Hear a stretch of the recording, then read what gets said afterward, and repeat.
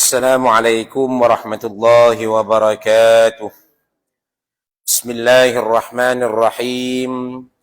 الحمد لله رب العالمين، والصلاة والسلام على أشرف الأنبياء والمرسلين وعلى آله وصحبه أجمعين.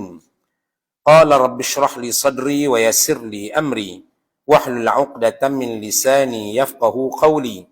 سبحانك لا علم لنا إلا ما علمتنا إنك أنت العليم الحكيم، ولا حول ولا قوة إلا بالله العلي العظيم، ولا حول ولا قوة إلا بالله العلي العظيم، ولا حول ولا قوة إلا بالله العلي العظيم.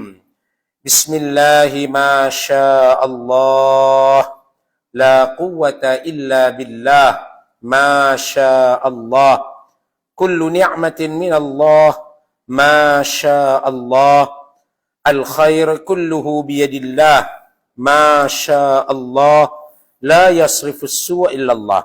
Alhamdulillah, syukur kita pada Allah Subhanahu wa taala di malam yang penuh rahmat dan barakah ini masih lagi diberi peluang pada kita untuk sama-sama hadir dalam rumah Allah ini. Sama-sama kita tunaikan solat maghrib dan seterusnya sama-sama kita duduk dalam majlis ilmu, mencari dan mengisi dada kita dengan ilmu-ilmu agama. Kita mohon dan kita harapkan daripada Allah Subhanahu wa taala agar menjadikan segala amal perbuatan kita ini sebagai ibadah yang akan mendapat ganjaran pahala daripada Allah Subhanahu wa taala insya-Allah. Jadi pada malam ni insya-Allah kita akan teruskan lagi pengajian kita menggunakan kitab Riyadhus Shalihin, taman orang-orang yang soleh, taman orang-orang yang baik, sebagai petunjuk pedoman kepada kita untuk mengikuti jalan orang-orang yang suluk, orang yang capai redha Allah Subhanahu wa taala. Dan pada malam ni insya-Allah kita akan sambung pada hadis yang dimuatkan di bawah tajuk bab menerangkan banyaknya jalan kebaikan. Nak buat kebaikan, nak buat benda yang elok, nak cari pahala ni cukup-cukup mudah. Sehingga akan nak pergi ke syurga tu pun cukup-cukup mudah. Kecuali Nabi kata illa man aba, kecuali orang yang tak mau. Nak buat benda elok, benda baik ni cukup banyak dorong dia. Cara dia cukup banyak dan cukup mudah. Tapi kalau siapa tak mau tu tak upaya nak kata lah. Nabi kata, kecuali orang yang tak mau. Siapa yang tak mau ni ya Rasulullah? Nabi ditanya oleh para sahabat, siapa yang tak mau ke syurga ni? Maksudnya tak mau nak ikut jalan benda-benda yang baik ni. Nabi kata, orang yang ikut aku, turut perintah aku, itulah orang yang nak masuk syurga. Dan siapa yang berpaling daripada kemahuanku, mereka itulah yang enggan masuk ke dalam syurga. Jadi kalau duk buat banyak alasan, tak mau nak buat juga benda baik ini, maka mereka itulah golongan-golongan yang tak mau masuk dalam syurga. Wala'iyahzubillah. Mudah-mudahan kita tak termasuk dalam golongan orang-orang tersebut. Dan pada malam ni insya-Allah kita akan sambung pada hadis, kalau termuat dalam kitab di tangan Ana ni, hadis yang ke-133. 133 di muka surat 183 dengan tajuk kelebihan sembahyang al-bardain. Kelebihan sembahyang al-bardain. Kalau kita boleh bagikan dia tajuk di bawah tajuk yang khusus, hadis yang menceritakan fadilat ataupun kelebihan sembahyang al-bardain. Apa itu sembahyang bardain? Nanti kita akan sebutkan huraian daripada hadis ini insya-Allah. Qala al-musannif rahimahullahu taala wa nafa'ana bihi wa bi'ulumi fid dharain amin. An Abi Musa al-Ash'ari radhiyallahu anhu qala qala Rasulullah sallallahu alaihi wasallam man shalla al-bardain dakhala al-jannah, muttafaqun alaih.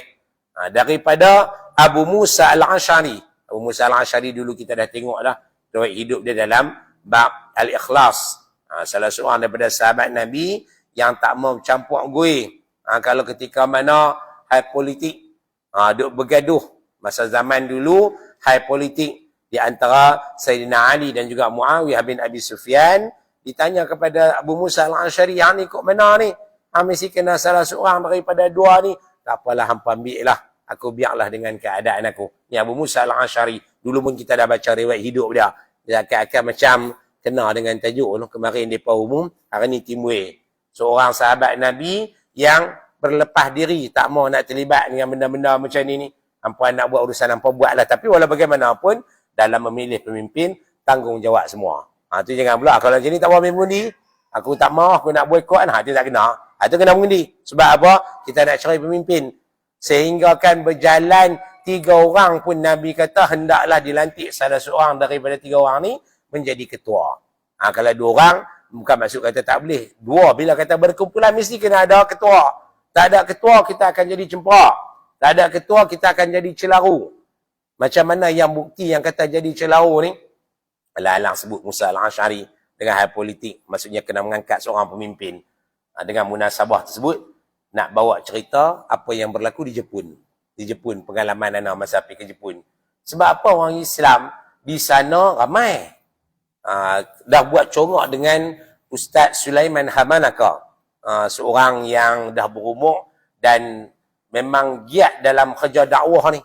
Pukul 1 pagi sampai di Ehime, tak silap mana, Ehime tempat tu. Sampai di masjid dia tu pukul lepas isyak sampai ke pukul 1, pukul 2 duduk menyembang dengan dia. Orang Jepun ni kalau kata nak layan sembang malam-malam ni, payah depa nak duduk sekali, melainkan benda tu memang betul-betul besar. Benda yang paling penting. Dia boleh duduk sembang lama-lama sampai ke peringkat kami buat statistik, dia kata kalau mula Islam masuk sampailah ke tahun 2019, orang Islam ada kat 1 juta lebih. Di Jepun ni ada 1 juta lebih. Tapi tak tahu pergi ke mana. Tak tahu pergi ke mana. Hilang ruyuk macam tu saja. Anak pun duk fikir juga, duk sembang-sembang, duk nampak-nampak kita duk bagi cadangan dekat dia. Duk nampak-nampak punca dia bila mana tak ada seorang ketua. Tak ada seorang pemimpin. Tak ada seorang yang menjadi tunggak. Tak ada tempat rujukan. Dia akan jadi celaru. Ni orang Islam. Kalau dalam statistik yang kita buat cara bodoh-bodoh lah, paling-paling kurang ada 1 juta orang. Tapi pergi ke mana habis? Tak ada. Masjid ada, tapi tenggelam timbul macam ada, tak ada. Sebab apa jadi macam ni? Kerana kita tak ada seorang ketua. Kemudian, ialah kita kena lantik seorang ketua. Sebab dia tanya, tak ada siapa dia. Tak tahu siapa dia ketua ni. Kalau kata mai nak berjumpa dengan orang Islam, siapa ketua dia di Jepun? Tak ada. Tak ada, semua pakat tak mau. Tuan nak pun cadangkan. Kalau macam tu Syekh, kebetulan dia pun boleh cakap Arab, boleh cakap Melayu. Sembang tu jadi rabung lah sikit. Kalau macam tu Syekh, seeloknya Syekh lah yang jadi ketua. Oh, minta maaf, saya ni dah terlalu tua lah. Saya tak larat dah, saya tak mampu dah nak buat kerja-kerja macam ni. Dia sepatutnya kena bagi orang muda. Orang muda sebab nak generatekan satu organisasi ni cukup tenaganya ada, masanya ada. Saya ni dah terlepas banyak dah. Kemudian nak hantar siapa dia ni? Kalau ikut nak angkat siapa ni? Siapa yang sesuai diangkat sebagai pemimpin? Atau istilah kata ulama yang boleh jadi pemimpin, yang boleh kontrol, boleh jaga orang Islam yang ada di Jepun ni. Dia pun bagi kiyah pusing-pusing adalah seorang sahabat, kebetulan kita pun duk kenal dia, Ustaz Ahmad Maino, ngaji di Syria dulu. Dia sebut-sebut macam tu, kita pun abang kata, saya pernah jumpa dia. Saya pernah ngaji dia. Dia kata dia lah. Nampak dia bagus. Lepas pada itulah digerakkan cara macam mana nak angkat Ustaz Ahmad Maino ni sebagai pemimpin. Dia ada cara dia. Bukan kata main tolak macam tu, dia ada cara dia. Alhamdulillah, hari ini Ustaz Maino ada nama di sana. Bila mana para masyayikh pergi ke sana, Ustaz Ali Jufri, Syekh Ali Jufri pergi ke sana jumpa dengan dia. Syekh-syekh yang lain pergi berjumpa dengan ilmu yang dia ada. Kemudian sikap dia, orang Jepun ni penuh dengan tawaduk, akhlaknya itu ada. Bila kita berjumpa tu nampak sesuai dah. Ustaz Ahmad Maino ni sebagai pemimpin. Sekarang ni dalam proses duk angkat dia lagi. Duk nampak. Walaupun kita ni orang Malaysia boleh main peranan apa dalam hal ni, adalah cara dia. Tapi duk nampak Ustaz Ahmad Maino tu semakin duk naik dan insya-Allah diterima oleh orang Islam Jepun sebagai seorang ketua tempat rujukan. Dia alim, dia tahu hukum hakam, boleh baca Al-Quran, malahan dia boleh menulis, menterjemahkan kitab yang terbaru. Tak silap ingat 3 bulan lepas dia terjemah kitab Bidayatul Hidayah. Bidayatul Hidayah, susunan karangan Imam Al-Ghazali. Dia terjemahkan ke dalam bahasa Jepun. Satu usaha yang bagus. Nak nampak betul dah. Ustaz Sulaiman Hamanaka rahimahullah angkat, tunjuk nama Ustaz Ahmad Maino ni sebagai pemimpin. Dan sekarang ni alhamdulillah boleh nampak naik dah. Jadi di sini anda tengok betapa pentingnya bila mana satu kumpulan, satu entiti, satu jemaah tak ada ketua, dia akan jadi celaru. Dia akan jadi celaru. Kena ada pemimpin. Sebab duk dengar suara dah. Kalau macam ni tu saya duk pilih. Pilih pun sekali dia bertukar pula. Pusing kot ni, pusing ni. Tak kena angkat tu. Kena angkat tanggungjawab. Kita kena mencari seorang pemimpin. Cukup dalam contoh di masjid kita. Kalaulah imam tak ada di masjid ni, apa akan jadi? Dah pasti celaru. Siapa yang nak jadi imam? Semua pakai duk tolak hang aku. Siapa yang nak naik khutbah? Ada seorang pemimpin diangkat. Bila mana dah dapat imam, keputusan yang dia buat tu insya-Allah meleraikan dan juga mengangkat muskilah yang ada di dalam masyarakat, khususnya dalam pengurusan masjid. Yang itulah menunjukkan betapa pentingnya adanya seorang ketua, adanya seorang pemimpin. Bertepatan dengan apa yang berlaku pada Abu Musa al-Asy'ari. Dia tak mau tu sebab bila mana duk tolak hang aku. Itulah. Tapi dalam mencari pemimpin, kita kena cari seorang supaya tak jadi celaru. Dalam keluarga pun ada keluarga ayah sebagai pemimpin. Kalau tak ada ayah, maka ibu itulah yang menjadi pengganti dia. Kena ada. Pemimpin kena ada. Kalau tak ada, maka akan jadi celaru. Daripada Abu Musa al-Asy'ari radhiyallahu anhu qala, dia berkata, Abu Musa al-Asy'ari berkata, qala Rasulullah sallallahu alaihi wasallam, Rasulullah SAW telah bersabda, man sallal bardaini, siapa yang mengerjakan dua sembahyang sejuk. Dalam kitab ni, terjemahan daripada Jakim, dia kata, dua sembahyang sejuk iaitu subuh dan juga asar. Subuh dan juga asar. Tapi ada pendapat yang kedua mengatakan, salatul bardain, subuh dan juga isyak. Masing-masing ulama' dia ada pendapat dia sendiri. Ini ada dua pendapat. Bardain maksudnya dua sejuk. Al-bardu, sejuk. Bardain, dua sejuk. Apa maksud dua sejuk ni? Dalam terjemahan Jakim dia kata, solat subuh dan juga solat asar. Sebab apa dinamakan solat subuh dan juga solat asar ni sebagai solatul bardain? Kerana waktu tu keadaan dah sejuk. Keadaan tu tenang. Keadaan tak panas. Disebutkan di dalam kitab Dalil Falihin. Sebab apa dinamakan dua sembahyang tadi subuh dan asar tadi bardain? Summiya bardaini la'annahuma yusalliyani fi bardayin nahar. Wa huma tarafahun hina yatibul hawa wa tadhhabu syiddatul har. Dinamakan dua solat ni solat bardain, dua sejuk, kerana pada ketika itu panas dah hilang. Waktu pagi sejuk, waktu asar setelah anda berlalunya tengah hari rembang. Jadi tengah hari rembang dah berlalu, panas tak ada dah, dia mai asar ni dia sejuk balik. Bila dah sejuk tu dinamakan salatul bardi. Dan difokuskan dengan dua sembahyang, sembahyang subuh dan juga sembahyang asar. Dalam kitab Dalil Falihin menyebutkan sembahyang subuh ni kerana pada waktu itu orang sedap duduk lena. Sedap duduk tidur. Duduk lena, duduk ulit, duduk tidur. Tengah duduk tidur. Nak bangkit itu, Allah. Tambah pula kata musim sejuk. Tidur dalam aircon kan, nak bangkit luar sana panas. Dia lain rasa dia tu nak bangkit. Ataupun luar sana sejuk gedi. Duduk dalam selimut ni, dia terasa heater, dia ada panas. Nak keluar daripada selimut tu pun cukup susah. Kalau kata duduk macam sejuk. Tapi Mekah baru ni baru balik minggu lepas. Balik minggu lepas sana panas. Mau kata tengah hari kena batuk tu di Madinah tu, nak kena kurang sikit aktiviti di luar tengah hari rembang. Jadi nak main zuhur tu, tengok kalau panas sangat, terpaksa lah. Stok tak duduk mayang di hotel aja. Tapi kalau boleh semayang di Masjidin Nabawi, Masjidil Haram, maka yang tu terbaik. Tapi tengok pula dengan keadaan cuaca, maka timbangkan yang elok. Nabi sendiri pun ketika mana zuhur yang bersangatan panas, Nabi takhirkan. Nabi kata tunggu selalu bagi sejuk sikit, barulah semayang. Dia takhirkan semayang zuhur. Kerana apa? Tengah hari rembang ni, banyak benda yang tak elok. Jangan ada ulang dah sebelum ni. Tengah hari rembang khususnya jangan duduk di bawah cahaya matahari. Abang agak kat Jumaah baru ni. Tengah hari rembang ni, kau boleh jangan duduk di luar lah. Kalau kata nak duduk di masjid, pukul 10 teruslah jap pergi ke zuhur. Kalau kata duduk di hotel, nak keluar tu pastikan ada payung ataupun ada penutup kepala. Berjalan cepat-cepat, jangan duduk bawah cahaya matahari rembang. Kerana apa? 3 benda memudaratkan diri kita. Pertama sekali, cahaya tengah hari rembang ni dia akan memudarkan pakaian. Fa innaha tublas thawb, Nabi kata. Cahaya matahari tengah hari rembang ni akan memudarkan pakaian. Bila kata pudarkan pakaian, kulit kita ni akan jadi masalah. Baju yang, istilah kata tak ada apalah pelindung kepada kita. Baju pun terkesan dengan cahaya matahari rembang, apatah lagi kulit kita. Kulit kita ni, bila mana terkena cahaya matahari tadi, dia akan jadi ada masalah, jadi penyakit. Maka Nabi kata, tengah hari rembang ni, iyyakum wal julusu fi syams. Hendaklah kamu mengelak daripada duduk direct bawah cahaya matahari rembang. Tengah hari rembang, maksudnya matahari terpecah di atas kepala. Kerana pertama, memudarkan pakaian. Yang kedua pula, watan rih. Tengah hari rembang ni, akan bertiupnya angin yang kotor. Angin yang kotor lah kali batuk. Batuk adalah kurang makan ke apa ke ataupun kurang minum air. Tanya batuk. Sebab tengah hari rembang ni penyakit. Penyakit duduk bertiup. Sama lah kita di sini pun. Walaupun di Malaysia, bukan kata macam Saudi. Saudi panas-panas juga. Di sini dia sejuk sikit. walaupun di sini, walaupun duk tengok pokok banyak, hujan banyak, kalau tak ada cahaya matahari itu cantik lah. Ada mendung apa tu, elok lah. Tapi kalau matahari tengah hari rembang, jangan duduk bawah cahaya matahari. Yang kedua, kerana apa? Bertiupnya angin yang kotor. Yang ketiga, watadhharud da'ud dafin. Yang ketiga, penyakit yang duduk tertanam dalam perut bumi waktu tu duduk keluar. Jadinya seeloknya elokkan waktu tengah hari rembang. Sehingga kan waktu sembahyang zuhur sekali pun, kalau kata boleh ditakhirkan sikit kerana terlalu panas, eloknya ditakhirkan.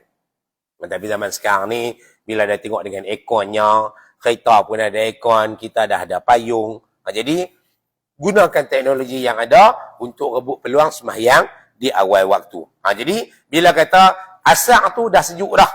Dan asar ni pula, kalau dalam kitab Dalil Falihin, dia sebut kata, sebab apa dikhususkan dengan bardain, iaitu solat asar, kerana waktu asar ni di penghujung masa untuk bekerja.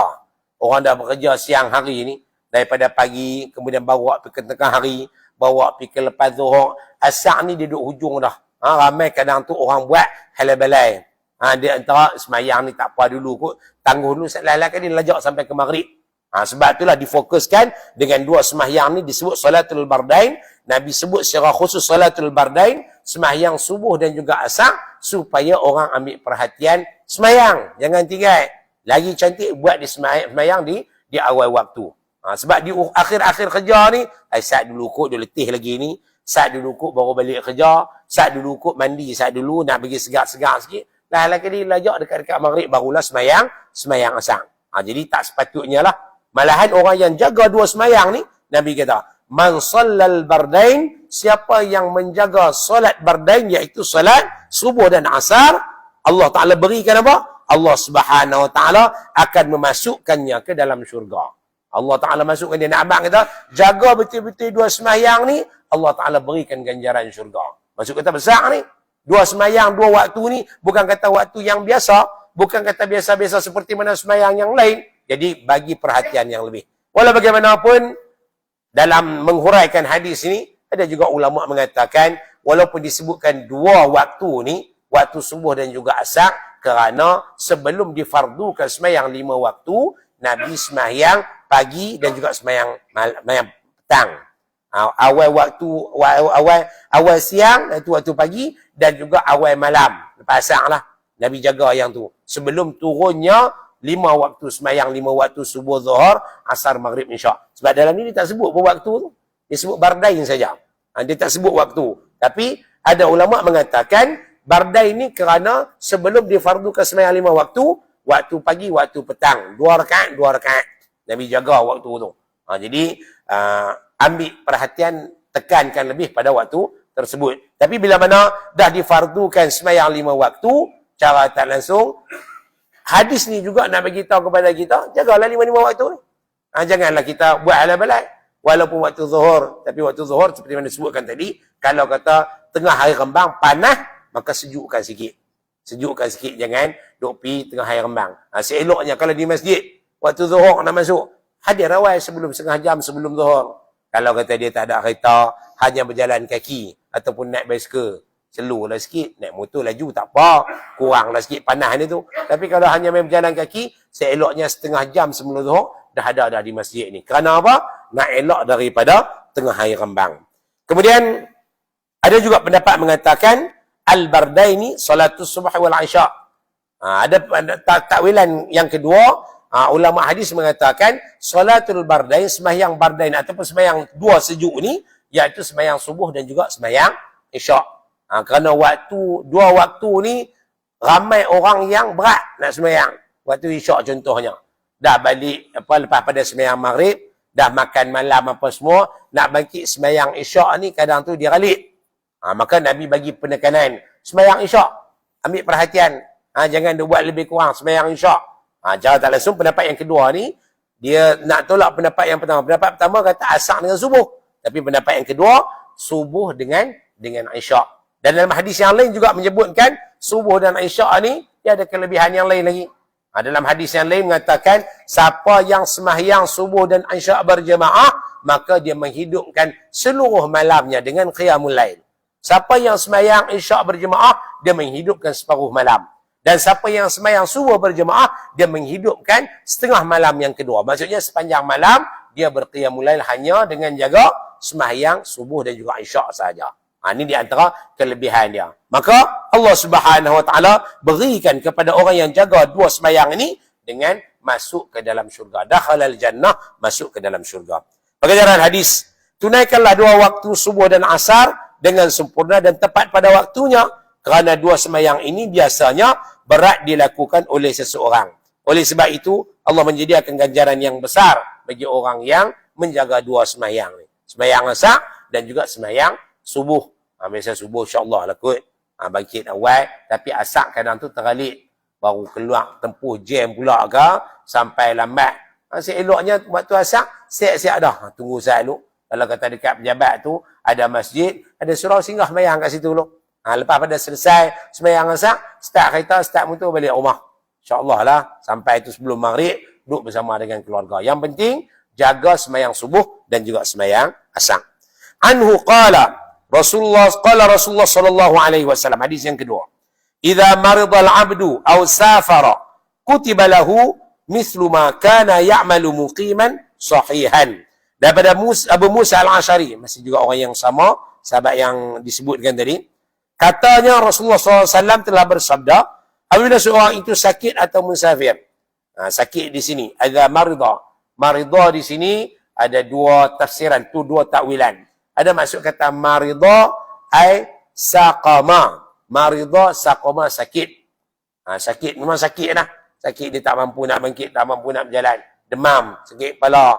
Tu marida sakit. Takwilan yang kedua, marida ay ta'iba. Marida sakit ataupun diartikan juga ta'iba letih. Dia letih. Boleh dua-dua pun sama. Sama ada dia sakit ataupun dia letih. Tapi kalau dia sakit, tak boleh nak buat, maka lebih tepatlah dengan hadis ni. Kalau dia letih, tak boleh nak buat juga. Tapi kalau dia gagah juga, pahala yang besar. Sembahyang sunat contohnya. Dia sembahyang sunat, lepas daripada ba'diyah maghrib, ba'diyah isyak. Boleh tak nak sembahyang dalam keadaan duduk? Boleh, dalam sunat. Tapi kalau dia berdiri, lebih sempurna. Dia letih tu. Aku letih lah lutut aku berjalan banyak ada siang tadi. Tak apa, aku sembahyang sunat je. Duduk bilah. Dia sembahyang duduk. Dapat tak pahala? Dapat. Tapi kalau dia berdiri, pahala dia lebih lagi. Kerana dia sembahyang dengan lebih sempurna. Idza maridal 'abdu. Apabila seseorang itu sakit. Sakit kerana tak boleh nak teruskan ujian Allah Ta'ala kepada dia. Atau musafir. Atau safar. Ataupun dia dalam keadaan musafir. Musafir di sini, musafir yang harus, bukan musafir maksiat. Dan musafir ni pula, bila kita sebut kata musafir ni, memang banyak keringanan yang Allah Ta'ala berikan. Ya kan? Sayyidatina Aisyah menyebutkan, as-safaru qit'atu minal azab. Musafir ni sebahagian daripada azab. Azab. Kerana apa? Limufaraqatil ahbab. Kerana terpisahnya dengan orang-orang yang disayangi. Duduk di kampung, berjumpa dengan orang, senang untuk bermuamalah, kenal. Tapi bila mana musafir, dia punya keadaan berbeza lah. Tak kenal siapa ni, kita duduk di kampung orang. Bila kita duduk dengan orang ni, orang tak kenal kita, kita tak kenal orang. Orang tak tahu masalah kita. Kita ni dalam keadaan macam mana, sakit ke, kita ni ada penyakit lain ke, tak boleh nak berjalan ke apa. Mereka bukan tahu, mereka hanya hukum di segi zahir saja. Jadi kalau kata kita tunjuk dengan cara yang berbeza apa yang sepatutnya ada di dalam, yang itulah mereka hukum. Kita ni ada sakit kencing manis, tak boleh nak makan manis lah apa semua. Bila ada musafir, orang jemu apa, yang tu yang makan. Jadinya, bila mana musafir ni, sebahagian daripada azab. Dan bila mana musafir, banyak keringanan yang Allah Ta'ala berikan. Di antaranya, boleh sembahyang qasar. Boleh sembahyang qasar. Dipendekkan sembahyang. Bukan takat qasar, boleh jamak lagi pula. Hak zuhur boleh tarik masuk dalam asar. Ataupun kita tak ada nak berhenti apa semua. Tolak pi asar, zuhur ni sembahyang dalam asar. Kemudian ada masa sembahyang isyak dalam maghrib. Boleh buat awal kan? Sebab apa? Nak berhenti banyak tempat tu, makan masa. Kita payah nak berhenti, jadi boleh buat jamak. Sembahyang hak panjang tu pula, boleh dipendekkan pula. Dipendekkan menjadi sembahyang 2 rakaat. Jenis sembahyang 4 rakaat, boleh jadi sembahyang 2 rakaat. Alang-alang sebut musafir. Masa sebelum pergi umrah itu, timbul persoalan berkenaan dengan musafir juga. Apa hukumnya orang sembahyang lepas si makmum sembahyang isyak 2 rakaat dan si imam sembahyang maghrib 3 rakaat. Imam sembahyang maghrib 3 rakaat, makmum sembahyang isyak qasar 2 rakaat. Dia masuk-masuk, imam takbir, dia pun takbir juga. Tapi dengan niat, si makmum ni takbir, niat sembahyang qasar, sembahyang 2 rakaat. Tapi imam sembahyang 3 rakaat. Dia nak buat macam mana? Dia nak buat macam mana? Nak sembahyang 3 rakaat ni, isyak bukannya 3 rakaat, isyak 2 rakaat. Kalau qasar, kalau sembahyang tamam jadi 4 rakaat. Ada yang sebut kata, pendapat yang menyebutkan sembahyang tu 4 rakaat. Sembahyang 4 rakaat, lepas pada imam bagi salam rakaat yang ketiga, dia sambung rakaat yang keempat. Tapi dia niat nak sembahyang qasar. Dia dah sembahyang maghrib, dia nak sembahyang isyak. Dia nak sembahyang isyak, tengok ada orang duduk sembahyang, memang sembahyang maghrib. Dia pun sembahyang maghrib, orang baru main, orang mukim. Jadi kita masuk tu, nak sembahyang apa? Nak sembahyang sempurna 4 rakaat ataupun 2 rakaat. Baru dapat jumpa di pelebek kita ni, teringat balik. Dalam hal ni, kalau kata siapa yang sembahyang qasar 2 rakaat sembahyang isyak, ketika mana imam duduk tasyahud awal, sembahyang maghrib tasyahud awal, pada ketika itu dia pun duduk tasyahud sekali. Imam bangkit untuk sambung yang ketiga, 2 pilihan untuk dia. 2 pilihan untuk dia. Sama ada dia duduk tahiyat tu sampailah imam rokok, sujud semua, pada rakaat yang ketiga duduk tasyahud, imam bagi salam, dia bagi salam. Dapat sempurna lah sembahyang jemaah. Ataupun yang kedua, dia boleh niat mufaraqah. Dia niat mufaraqah, imam dah bangkit untuk rakaat yang ketiga, dia niat mufaraqah, kemudian dia bagi salam. Assalamualaikum warahmatullahi. Assalamualaikum warahmatullahi. Jadi dia sembahyang tetap juga 2 rakaat. Sembahyang berhenti awal daripada imam lah. Biasa kita duduk tengok orang sembahyang, makmum ni, mesti dia lajak sikit, ataupun dia bagi salam bersama dengan imam. Tapi dalam hal ni, dia boleh bagi salam awal, dan imam teruskan untuk rakaat yang ketiga. Itu alang-alang cerita berkenaan dengan sembahyang musafir. Bila kita sebut musafir ni pula, au safara, sama juga dengan marida. Marida ni sakit, safar ni pula kerana musafir, dia terpisah dengan orang-orang yang dia kasih, tak biasa dengan keadaan sekeliling. Maka Allah Ta'ala ringankan. Tapi walau bagaimanapun, dalam bab musafir ni, mestilah cukup syarat dia. Jangan bila sah kata musafir, dan dia sembahyang qasar jama'. Sah kata musafir, dan dia pendekkan sembahyang. Tak boleh. Dia ada syarat-syarat dia. Syarat musafir tadi, mestilah musafir yang harus. Bukan musafir maksiat. Bukan musafir kerana mencuri. Bukan musafir kerana nak rompak bank. Tak. Musafir yang kerana yang harus. Nak pergi berjalan, nak pergi berziarah. Harus. Tak jadi masalah. Tapi kalau kata pergi kerana nak rancang satu jenayah, maka yang tu dikira musafir yang berdosa. Tak boleh qasar dan juga jama'. Kemudian dalam musafir ni pula dia ada jarak lah. Jarak ni keliru. Bukan kata keliru macam mana, banyak pendapat. Jadi kalau kata ada orang lain sebut beza dengan pendapat yang kita duk pegang, maka yang tu biasa. Jangan duk sebut kata hang tak betul. Hang salah. Dia sebenarnya 90 km. Dah aku berpegang kepada kata 80 km. Dah aku berpegang pada 85 km. Dah aku berpegang kepada 92 km. Banyak pendapat. Tak silapnya tak kurang daripada 20 pendapat berkenaan dengan jarak. Berkenaan dengan jarak yang dikatakan boleh sembahyang qasar jama' ataupun dikira sebagai musafir. Jadi, bila dengar orang duk sebut berkenaan jarak ni, tak payahlah kita duk membesarkan isu. Tak apalah, dia nak pegang had 90 lah. Yang aku duk jumpa 81. Pegang 81. Kita dah tahu macam tu. Tanya ustaz ni. Ustaz ni kata 81. Hak yang ustaz ni kata 80. Hak ni kata 85. Hak ni kata 91. Hak ni pula 93. Ambil mana yang sesuai. Kita duk pegang mana? Khususnya kalau kata imam di sini. Pegang satu je lah. Mudah sikit. Imam kata apa? Pakai yang tu. Kerana dia lebih mengetahui wakil keadaan di sini. Ustaz amal daripada luar, berdasarkan kepada ilmu dia dan juga dia hukum berdasarkan kepada apa yang ada di tempat dia. Hak di sini macam mana? Ustaz di sini pegang macam mana? Hak tu yang lebih sesuai. Ataupun mufti kata apa? Kita duduk di bawah kerajaan negeri Kedah. Mufti kata, kami berpegang kepada pendapat mengatakan 91 km. Kita pakai ada yang tu. Tapi jangan kita salahkan orang lain. Weh, hang ni musafir baru 81 km. Mana nak cukup lagi? Tak boleh dia buat jabat qasar. Dia pegang hak 81, bagi dia lah. Jangan pula kita duk berkerah. Duk bertengkar, duk bergaduh, isu khilafiyah. Lah kali tak selesai masalah. Benda tu memang dibolehkan. Yang salahnya duk bertengkar. Itu yang tak kena. Weh, molek ni tak boleh. Bida'ah. Hak nu kata tak boleh. Hak nu tak boleh. Lah benda tu ada ulama kata boleh. Apa yang kita duk kalut kata tak boleh? Bila kata boleh, bolehlah. Adakah bertentangan dengan syariat? Tak bertentangan pun. Dan sengaja Nabi diamkan pada beberapa perkara. Allah Ta'ala tak sebut dengan jelas pada beberapa perkara. Rahmatan lakum. Sebagai rahmat kepada kamu. Allah Ta'ala diamkan. Nabi sendiri pun tak sebut benda macam ni. Tak sebut secara jelas sebagai rahmat kepada kita. Ada setengah orang, dia berpegang pada 81 km. Memang sesuainya dengan jauhnya, dengan keadaan masa dia apa semua, dia pegang pada 81 km. Ya, untuk kebaikan untuk dia. Hak kita macam mana? Kita berpegang mana yang sesuai. Tapi jangan bermudah-mudah. Itu satu hal lagi pula. Jangan bermudah-mudah. Aku nak pegang ni. Aku nak pegang ni. Itu talfik. Itu tak boleh.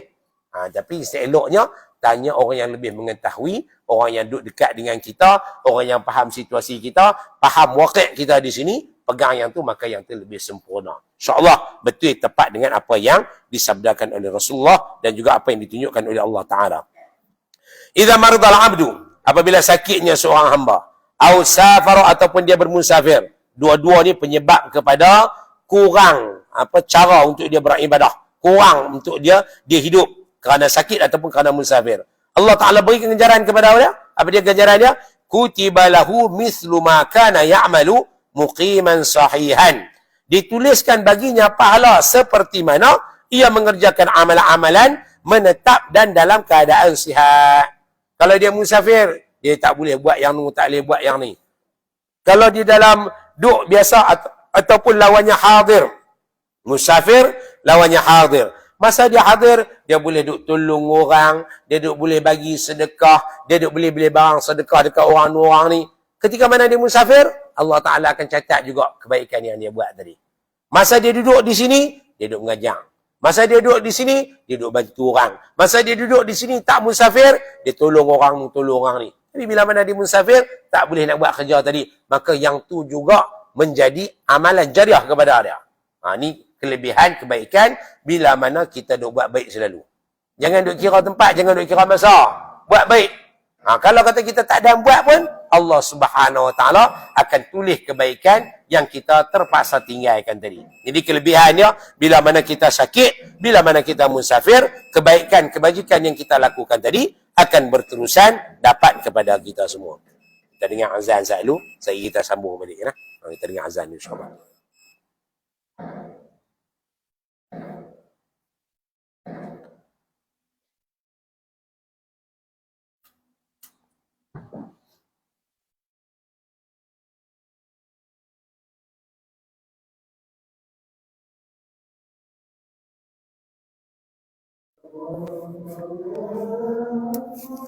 Allah Akbar, Allah.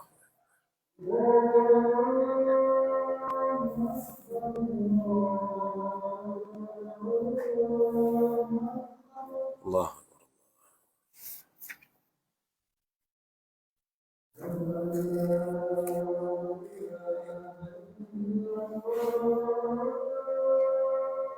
أشهد أن لا إله إلا الله.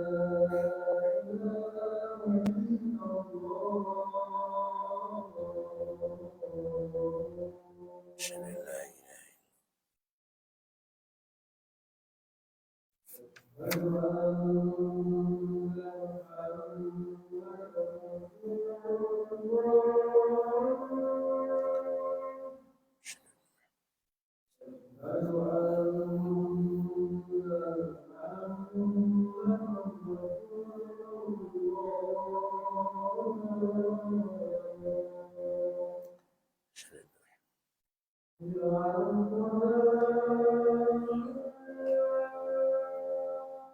لا حول ولا قوة إلا بالله.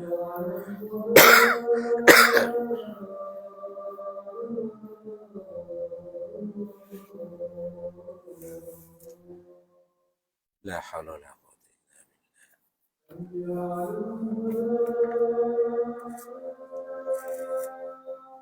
لا حول ولا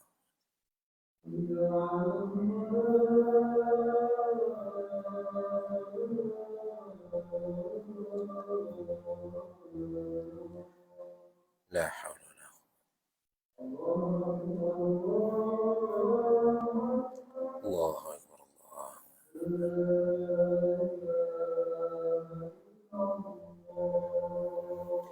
لا إله إلا الله محمد رسول الله. اللهم رب هذه الدعوة التامة والصلاة القائمة على سيدنا محمد صلى الله عليه وسلم.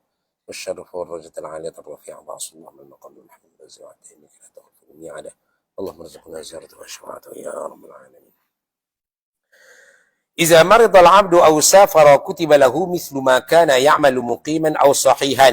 Apabila seorang itu sakit atau musafir, dituliskan baginya pahala seperti mana ia mengerjakan amalan-amalan menetap. Maksudnya amalan-amalan ketika mana dia hadir, bukan dia musafir. Masa dia duduk di sini, duduk di kampung, dia tak musafir, duduk buat kerja tu, bila dia tak ada, tetap juga catatan amalan tadi akan berterusan. Dan dalam keadaan sihat, kalau dia sakit, maka terputuslah asalnya, tak dapat lah. Kalau kita kiaskan dengan kerja kita dengan orang lain, sakit, tak dapat lah benda tu sebab hantar buat kerja, hantar pergi berniaga, tak dapatlah untung. Tapi kalau dengan Allah Subhanahu Wa Taala, kita buat ibadah, buat amal kebaikan, benda tu berterusan. Cara tak langsung hadis ini nak beritahu kata, masa kita sihat, masa kita hadir, rebutlah peluang kebaikan sebanyak-banyaknya. Bila kita tak ada nanti, benda tu akan berterusan. Jangan tunggu dekat-dekat nak musafir, dekat-dekat bahasa kata, aku ni nak kena sakit dah ni, nak kena duduk dalam wad, barulah nak pergi buat kebaikan, barulah duduk kira nak galah misi rumput, main tebah apa, tebah kubur, cuci masjid. Sebab apa? Minggu depan nak kena pergi duduk dalam wad, mudah-mudahan ada kebaikan yang dibuat. Tu dapat juga. Tapi yang lebih utama, benda tu berterusan. Istiqamah kita sebelum ni. Biar sampai orang kata, tak ada, dah siapa nak sapu sawang tu. Dia sejak dia tak ada ni kau tengok sawang duk banyak. Kebaikan tu akan berterusan dapat pada dia. Tapi kalau kata dekat nak sakit baru pergi buat, benda tu tak jadi. Dia mesti kena berterusan. Benda ni biar jangan duk tunggu orang suruh, jangan duk tunggu masa kata nak kena berhenti, nak kena stop. Barulah nak buat rajin, tak jadi yang tu. Kita kena mula daripada masa kita duk sihat, masa kita duk lapang, masa kita bukan musafir, iaitu kita dalam keadaan hadir. Pengajaran hadis, seorang yang biasa melakukan ibadah sunat, tiba-tiba terhalang oleh kerana sakit atau musafir, Allah tetap menuliskan juga pahala ibadahnya itu, sebagaimana dia tidak musafir dan juga tidak ketika mana dia sihat. Masa dia tak musafir, masa dia sihat, duk buat benda tu, dia tak ada, amalan tu tetap berterusan. Jadi ni kebaikan bagi orang yang buat amal jariah. Bukan mesti kata hulur duit dah. Tenaga yang dia ada, masa yang dia ada, dia infakkan ke jalan Allah Ta'ala, mai di sini, buat kerja di sini, bukan mengharapkan apa-apa, melainkan redha Allah Ta'ala, kebaikan tadi akan berterusan, catatan amalan akan berterusan dapat kepada dia. Ibadah yang dimaksudkan ini ialah selain daripada ibadah fardu. Ni siap-siap nak beritahu dah. Masa duk hadir, masa tak musafir, masa duk sihat, dia buat sembahyang fardu. Bila kata sakit, orang tegur sikit, dia marah. Belum, mayang ni, zuhur ni. Allah Ta'ala pun tahu aku sakit. Ada macam tu. Ada macam tu, kita tegur. Belum, ni zuhur nak habis dah ni. Ni dah dekat asang. Allah Ta'ala pun tahu aku sakit. Aku sakit ni, kan tak tahu kot. Tengok aku sakit, Allah Ta'ala lebih mengetahui. Yalah, kalau Allah Ta'ala tahu, tak kena sembahyang. Tak boleh macam tu. Sembahyang tak sembahyang. Hak nak mati pun kena sembahyang. Kalau selagi mana dia duduk sedar, kena sembahyang. Kalau dia tak boleh, nak bergerak dah. Tapi akal dia masih ada. Tahu kata masuk waktu sembahyang, kena sembahyang. Sehingga kan dia mati sekali pun, disembahyangkan kepada dia. Nak abang kata betapa besarnya, sembahyang fardu ni, kena sembahyang. Kalau dia buat amalan sunat, maka yang tu lebih baik. Walaupun dia duduk terkedang dah di atas katil, tak boleh nak bergerak, tak boleh nak buat apa. Tapi disebabkan masa dia sihat, dia boleh duduk bergerak, duduk semayang, walaupun dia duduk tertidur sekalipun, tak ada buat semayang, tetap juga catatan amalan tadi berjalan. Dia ni duduk semayang, dia duduk semayang, dia duduk semayang. Ini kebaikan bagi orang yang istiqamah, walaupun hanya pada perkara-perkara sunat. Kemudian, cukup dua hadis tu. Hadis yang pertama cerita berkenaan dengan duduk jaga semayang, semayang subuh dan juga semayang asar, ataupun semayang subuh dan juga isyak. Dan yang kedua, hadis yang menceritakan rangsangan supaya kita teruskan dengan kebaikan.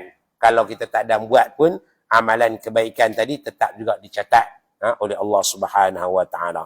Kemudian ada soalan orang tanya berkenaan dengan cara macam mana bila kita semayang, tiba-tiba imam buat sajadah ataupun imam buat baca kunut. Baca kunut. Jadi macam mana? Kalau subuh kita dah tahu dah. Kunut ada. Ataupun pagi Jumaat ada dah sajadah. Surah apa? Surah As-Sajdah. Ada sujud sajadah. Kalau semayang lain daripada subuh, selain daripada pagi Jumaat, macam mana nak buat? Ni pesanan untuk imam. Imam secara khusus, kalau dia nak semayang, dia nak buat kunut nazilah contohnya. Dia dia nak buat kunut nazilah. Dengar kata di Palestin sana, orang Islam ditindah. Orang Islam kena tekan dengan puak Israel. Jadi di sini digalakkan kepada kita buat berdoa, khususnya kunut nazilah. Pesan dekat jemaah. Sebelum dia angkat takbiratul ihram, dia berkata, tuan-tuan, puan-puan, satgi kita akan buat kunut nazilah. Ni saudara si Islam kita di Palestin ditindah, kita akan buat kunut nazilah. Jadi bila kata kunut tu, tahu dah masa dia bila? Sebelum sujud, lepas daripada rokok ketika menaik i'tidal. Pada rakaat yang terakhir. Jadi, orang akan bersiap sedia. Patutnya macam tu. Tapi kalau kata dia tak pesan, bila kata bangkit daripada rokok, Sami'allahu liman hamidah. Rabbana walakal hamd. Allahu Akbar. Patutnya bunyi yang tu sujud. Tapi, Allahumma hdina fi man hadait, wa'afina fi man afait. Hak kawan tu sujud dah. Hak belakang sujud dah. Macam mana nak buat? Hak sujud tu, tak apa. Sujud je. Duduk dalam keadaan tu dia tunggu. Tak ada masalah apa. Boleh dia tunggu di sana. Tunggu sampai imam pun sujud sekali. Tapi lama nak sujud tu, insyaAllah tak lama mana kot. Kalau kunut nazilah tu, tak tahulah kalau kunut nazilah agak panjang, tak apalah, duduklah sujud tu dulu. Kalau nak bangkit, boleh. Boleh kan nak bangkit? Nak bangkit kerana nak ikut imam. Boleh tak sebab dia tak tahu tadi? Boleh tak? Tapi sujud tu lebih utama. Dia duduklah, tunggu saat dulu. Tunggu imam. Jangan mendahului sampai 2 rukun. 2 rukun yang besar. Jadi kalau dah sujud, jangan sampai ke depan. Kita duduk tu, tunggu imam di situ. Tak payah buat benda lain lagi. Kalau dia bangkit, dia duduk lagi. Mungkin juga kalau dia terlajak di situ, duduk di situ terus lah. Allahu Akbar, dia pergi sujud. Kemudian, Allahumma hdina fi man hadait, wa'afina fi man afait. Dia bangkit duduk tahiyat. Duduk apa? Antara 2 sujud. Duduk kat tu je. Duduk saat dulu sampai imam habis. Sagi imam sujud, biar dia sujud. Kemudian duduk antara 2 sujud. Dia duduk antara 2 sujud. Kemudian sujud kedua, ikut imam balik. Jangan terlajak sampai 2 rukun. Jangan mendahului imam dengan 2 rukun. Kalau mendahului imam dengan sengaja, batal semayang dah. Jangan mendahului imam dengan 2 rukun. Yang ni disebutkan dalam kitab. Allahumma salli ala sayyidina Muhammad. Kitab Al-Qawlu Tam fil Ahkamil Ma'mum wal Imam. Itu cerita berkenaan dengan sembahyang Jumaat tu. Al-Qawlu Tam fil Ahkamil Ma'mum wal Imam. Yang ditulis oleh Allahumma salli ala sayyidina Muhammad Ibnu Syekh Zakaria terjemah. Dia terjemah. Syekh Zakaria terjemah kitab tu Al-Qawlu Tam. Ibnul Aid apa yang Allah lupa dah. Dia punya penulis dia tu. Arab lah. Tapi Syekh Zakaria terjemah. Tapi Syekh Zakaria pun terjemah bukan semua. Dia terjemah sebahagiannya. Sebahagian bukan semua. Kalau semua sekali tu terbaik. Dia tak terjemah semua. Dan rujuk balik tu tengok. Buat bandingan. Hanya setengah saja diterjemahkan. Jadi disebutkan dalam kitab tu. Kalau kata kita terlajak, tunggu saat dulu. Tapi jangan lajak sampai 2 rukun daripada imam. Itu cara dia. Dan seeloknya imam sebutlah dulu pada awal-awal tu. Sehari kita akan buat kunut nazilah tu. Ataupun sehari saya akan baca sujud sajadah. Kita akan buat sajadah pada rakaat yang pertama. Dia dah prepare siap dah nak baca surah tu. Kita akan buat sujud sajadah. Jadi makmum semua prepare siap-siap lah. Yang tu seeloknya. Kalau kata dia tak tahu, macam tadilah. Kita tunggulah duduk. InsyaAllah. Yang nasa cukup kot tu. Satu soalan tu ditanya kepada anak. Kalau ada soalan lagi boleh tanya yang lain. Lepas pada ni sama ada WhatsApp ke. Tapi WhatsApp mudah sikit. Kalau WhatsApp kau boleh tulis daripada mana. Ada yang WhatsApp tu, dia tanya, apa dia tanya tu tanya awal. Jangan tanya lambat. Tanya awal kalau boleh tanya pagi tu. Dan juga pasal muka. Tanya dekat-dekat nak maghrib.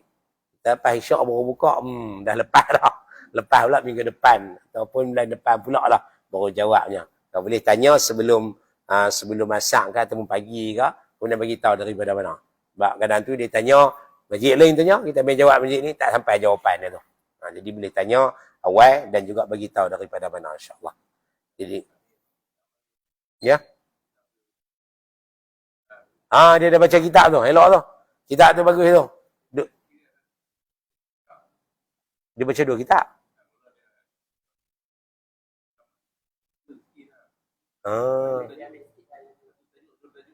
Ya. Dia baca satu-satu tak? Kitab Al-Qawlu Tam tu. Dia memang ada banyak perkara.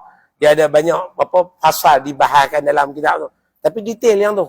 Al-Qawlu Tam tu detail. Dia cerita satu-satu. Saya akan surah Fatihah macam mana. Hak mana boleh tinggal, tak boleh tinggal. Baca sekat. Masuk tu dia 2 kali dengan yang lain. Tiba-tiba baru tanya Fatihah. Dia detail yang tu. Dapat jawapan dari kitab tu yang tu lebih sempurna. InsyaAllah. Ya, ada soalan lagi kah? Tak ada soalan kan? Tak apa. Kalau ada soalan ni nak tanyakan nanti duduk jauh, tak dengar. Boleh tanya WhatsApp mana nanti, Ana akan jawab cakap mana yang Ana mampu. Kalau tak boleh tu kita akan cari jawapan, insyaAllah.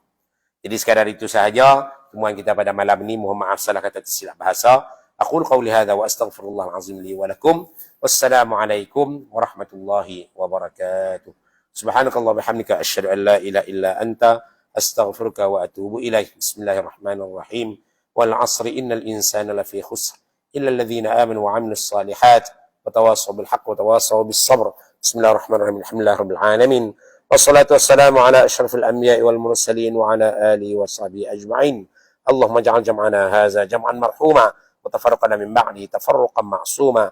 اللهم استر عيوبنا وعيوب معلمين عنا ولا تذهب بركة علومهم عنا يا رب العالمين. صلى الله على سيدنا محمد وعلى آله وصحبه وسلم والحمد لله رب العالمين. السلام عليكم ورحمة الله وبركاته.